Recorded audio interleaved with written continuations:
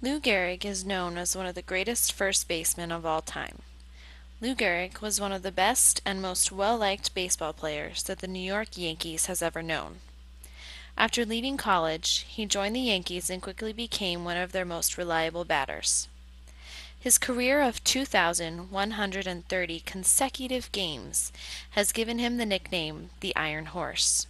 With 493 home runs and a batting average of .341 over 14 years, Gehrig has led the league 4 times in runs scored, 4 times in total bases, and 5 times in home runs. His career has won him MVP in the American League 4 times and a place in the Baseball Hall of Fame. With a career like this, everyone was surprised when his performance began to decline in the spring of 1939. Many New York Times articles reported things like, "Gehrig goes hitless," and "In 5 games the Iron Horse had only made 1 hit." These headlines were very unusual. Some people felt that Gehrig was just getting tired, but others were more concerned, especially when he benched himself on May 3, 1939. This was startling news about the Iron Horse. After intensive testing, he was diagnosed with ALS, amyotrophic lateral sclerosis. It was a shock to the whole world that Lou Gehrig's career was officially over and that his future was unknown. ALS is a neurodegenerative disease that affects motor neurons. Motor neurons are destroyed, causing gradual paralysis of the body, typically beginning in the limbs. Then, patients slowly lose all control of their bodies, which extends to things like swallowing and speaking. The disease progresses to bodily functions, even though in most cases the muscles in the eyes and the bladder seem to be spared. Patients usually die from respiratory failure, even though the mind is still intact. ALS is rapidly fatal, with death occurring between 2 and 5 years after diagnosis. There is only one FDA-approved drug that helps to slow the progress, and there is no known cure for ALS. Although the search for a cure may seem slow, research has made enormous gains in understanding ALS and in understanding the function of motor neurons.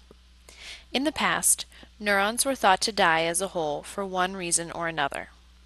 Research of ALS has led to the discovery that different parts of the neuron may die for different reasons and at different times. Since ALS seems to evolve from a weakness between axons and synapses, scientists have begun to focus on protecting the axon and the synapse to help prevent the progression of ALS. As the disease has become more and more of a focus of medical research, many theories have been developed that will continue to be studied. One interesting aspect is the difference of lead exposure in ALS patients.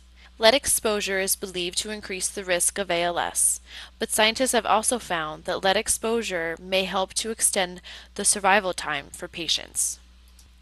The onset of ALS is related to motor neuron function, but the progression is related to neuroglia. The theory is that lead has different effects on the motor neurons and the neuroglia.